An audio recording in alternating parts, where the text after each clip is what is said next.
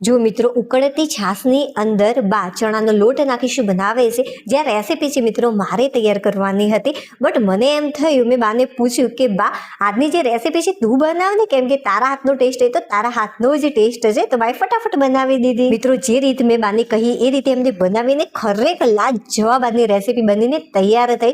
ચાલો ભાઈ ફટાફટ હું આનો ટેસ્ટ કરી સાચી માહિતી આપું કે મને આ રેસીપી કેવી લાગી. વાવ, ખરેખર સુપર બનીને તૈયાર થઈ છે. કોઈને આઈડિયા પણ નહીં આવે કે આ રેસીપી મિત્રો તમે તેલ વગર બનાવી છે અને ખરેખર ખૂબ જ હેલ્ધી બનીને તૈયાર થાય છે. જો આ રેસીપી બનાવી લેશો તો રોટલી બનાવવાની પણ જરૂરિયાત નહીં રહે.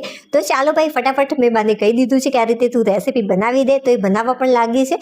ચાલો જોઈ લઈએ કે કઈ રીતે બનાવે છે.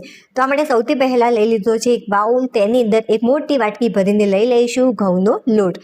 નોર્મલી આપણે રોટલી કરવા માટે જે લોટ વાપરતા હોઈએ છીએ બસ આ એ જ લોટ છે. હવે ટેસ્ટ એવા મસાલા એડ કરીશું. તો સૌથી પહેલા સ્વાદ અનુસાર મીઠું એડ કર્યું છે. હવે આની અંદર 1 ચમચી જેટલું કાશ્મીરી લાલ મરચું પાવડર એડ કરવાનું, કે જેનાથી કલર અને ટેસ્ટ બંને બહુ જ સરસ લાગતા હોય છે. આની જગ્યાએ તમે તીખું લાલ મરચું પાવડર પણ એડ કરી શકો છો. 1/2 ચમચી જેટલી હળદર એડ કરી છે. હવે થોડોક આની અંદર ધાણા પાવડર એડ કર્યો છે 1/2 ચમચી જેટલો, તમે 1 ચમચી જેટલો પણ એડ કરી શકો છો. હવે 5 ચમચી જેટલો હાથી મસળીને અજમો એડ કર્યો છે, કે જેનાથી જે ફ્લેવર છે ખરેખર બહુ જ સરસ આવતી હોય છે. હવે એક મોટી ચમચી ભરીને દળેલી ખાંડ એડ કરવાની છે ચટપટા ટેસ્ટ માટે, અને થોડોક લીંબુનો રસ એડ કરીશું. આનાથી ખરેખર બહુ જ ચટાકેદાર ટેસ્ટ આવતો હોય છે, એટલા માટે થોડોક લીંબુનો રસ અને દળેલી ખાંડ એડ કરજો. હવે 2 થી 3 ચમચી જેટલી કોથમીર એડ કરી દેવાની, અને બસ બધા જ મસાલા સારી રીતે એકવાર મિક્સ કરી લેવાના. અને આ જે લીંબુનો રસ છે એ અડધા લીંબુનો રસ છે. ચમચીનું માપ કહું તો 2 થી 3 ચમચી જેટલો આ લીંબુનો રસ છે, નાની ચમચીનું માપ. આજની જે રેસીપી છે તેની અંદર એક પણ ટીમ્પા તેલનો ઉપયોગ નથી કરવાનો, એટલા માટે એડ કર્યું છે ઘી. એક નાની ચમચી જેટલું ઘી એડ કર્યું છે. તમે જોઈ શકો છો વિડીયોની અંદર એકદમ નાની ચમચી છે. હવે બસ ઘીને લોટ સાથે સારી રીતે મિક્સ કરી લઈશું. ઘીની જગ્યાએ તમે તેલનો પણ ઉપયોગ કરી શકો છો. જો બાજુમાં મેં ભાત પણ મૂકી દીધા છે. જો આ રસોડું મિત્રો કેટલું બધું ભરી દીધું છે. મેં બધી સામગ્રી આ માટે મેં એકઠી કરી છે એટલા માટે.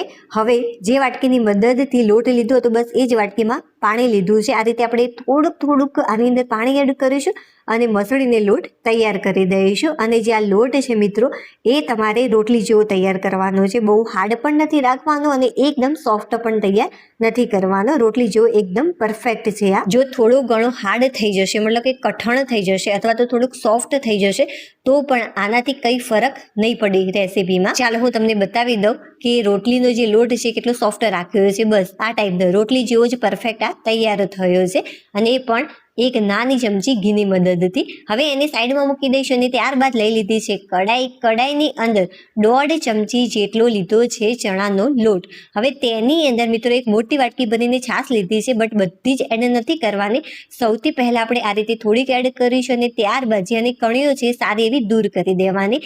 જો થોડી ઘણી કણીઓ રહી જશે તો એનાથી કંઈ જ ફરક નહીં પડે, બટ બને ત્યાં સુધી આ ટાઈપનું બેટર તૈયાર થવું જોઈએ. જુઓ આની અંદર સારા એ પ્રમાણમાં કણીઓ દૂર થઈ ગઈ છે. એક વાટકી જે ભરી હતી છાશની આખી એડ કરી દીધી, અને ત્યારબાદ જુઓ બા બીજી વાટકી ભરી રહી છે. ટોટલ આ રેસીપીમાં 2 વાટકી જેટલો છાશનો ઉપયોગ થયો છે. હવે સારી એવી સ્ટ્રોંગ ફ્લેવર આવે એ માટે આપણે આની અંદર એડ કરીશું 2 ચમચી જેટલી આદુ મરચાં અને લસણની પેસ્ટ. આનાથી ખરેખર બહુ જ સારી એવી ફ્લેવર આવતી હોય છે, સારો એવો સ્ટ્રોંગ આનો ટેસ્ટ લાગતો હોય છે. તો ચોક્કસથી એડ કરજો મિત્રો આની અંદર આદુ મરચાં અને લસણની પેસ્ટ. જો આદુ ન હોય તો ફક્ત લસણ મરચાંની પણ પેસ્ટ એડ કરી શકાય છે. ચાલો હવે આની અંદર ટેસ્ટ એવા મસાલા એડ કરી દે. તો 1/2 ચમચી જેટલું કાશ્મીરી લાલ મરચું પાવડર એડ કર્યું છે, અને એટલા જ પ્રમાણમાં હળદર એડ કરી છે. તમે તમારી તીખાસ પ્રમાણે મરચું એડ કરી શકો છો. હવે સ્વાદ અનુસાર મીઠું એડ કરી દીધું. 1.5 ચમચી જેટલો ધાણા પાવડર એડ કરીશું, જેનાથી ટેસ્ટ બહુ જ સરસ આવતો હોય છે. હવે ખટાશ બેલેન્સમાં રહે એ માટે આપણે આની અંદર એડ કરીશું ગોળ. તો 2 મોટી ચમચી ભરીને ગોળ એડ કર્યો છે. તમને જેટલું ગળ્યું પસંદ હોય એ રીતે તમે તમારી રીતે એડ કરી શકો છો. મિત્રો ખરેખર એક વિડીયો બનાવવામાં બહુ જ મહેનત લાગતી હોય છે. થોડીક પણ રેસીપી તમને પસંદ આવી રહી હોય, યુનિક લાગી રહી તો પ્લીઝ વિડીયોને લાઇક કરી દેજો. ચેનલ પર નવા હોય તો ચેનલને સબસ્ક્રાઈબ કરવાનું બિલકુલ પણ ભૂલતા નહીં. જે મસાલાવાળી છાશ છે એને ઢાંકણ ઢાંકી સાઈડમાં મૂકી દીધી છે. હવે જે લોટ આપણે તૈયાર કર્યો છે મિત્રો, એમાંથી તમારે આ રીતે નાનો ભાગ લેવાનો છે અને ત્યારબાદ આ રીતે ગોળ શેપ આપી અને સરસ મજાનો આ ટાઈપનો પાતળો શેપ આપણે તૈયાર કરી લઈશું. એકદમ નાની ટિક્કી તૈયાર કરી છે. જો તમને આ રીતે ટિક્કી કરવાનું પસંદ ન હોય તો બીજી હું તમને સરળ રીત બતાવું કે જેથી એક સાથે બહુ જ બધી ટિક્કીઓ થઈ જશે. મિત્રો, બીજી રીતની અંદર જે લોટ બાંધેલો છે એનો ગોળ શેપ આ રીતે તૈયાર કરી દઈશું. પૂરા લોટની અંદર સારી રીતે કોટ કરી લેવાનું અને ત્યારબાદ આનો મોટો રોટલો વણી લેવાનો છે.